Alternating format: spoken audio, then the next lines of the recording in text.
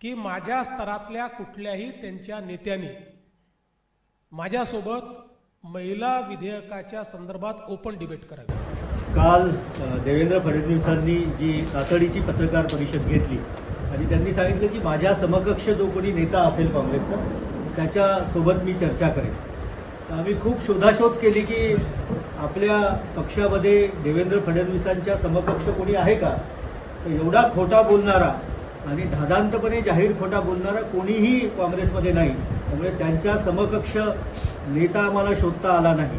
त्यांच्यापेक्षा जास्त उंचीचे नेते आम्हाला दिसले। त्यामुळे आम्ही देवेंद्र फडणवीसांचं आव्हान तर आम्ही स्वीकारतोच आहे, पण सोबत काल 3:47 म्हणजे काल दुपारी 11 वाजता देवेंद्र फडणवीसांची पत्रकार परिषद झाली आणि काल 3:47 भारतीय जनता पार्टीचे ग्रामीणचे जिल्हाध्यक्ष श्री संतोष शिवरकर यांना मी फोन केला आणि त्यांना सांगितलं की अशी चर्चा करायची आहे। म्हणजे कधी करायची, म्हटलं आत्ताच।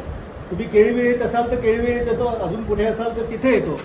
ते म्हणाले की मी सध्या बाहेर आहे, तुम्हाला मी संध्याकाळपर्यंत वेळ कळवतो। पण दुर्दैवाने काल सूर्यास्त झाला नाही, त्यामुळे काल संध्याकाळची वेळ त्यांना संध्याकाळ झाली हे माहीत पडलं नसेल, म्हणून त्यांनी काल वेळ दिला नाही। आम्ही तुमच्या माध्यमातून संतोष शिवरकरांच्या नेतृत्वामध्ये काम करणारे अनूप धोत्रे असतील, रणधीर सावरकर असतील, हरीश पिंपळे असतील, प्रकाश भारसाकडे असतील, विजय अग्रवाल असेल, शारदाताई खेडकर असतील किंवा तत्सम सर्वच नेत्यांना आम्ही जाहीरपणे आवाहन करतो की तुम्ही भाषा, वेळ, ठिकाण आणि तारीख हे सर्व आम्हाला कळवावं। आम्ही तिथे संविधानिक चर्चा करायला येऊ शकतो।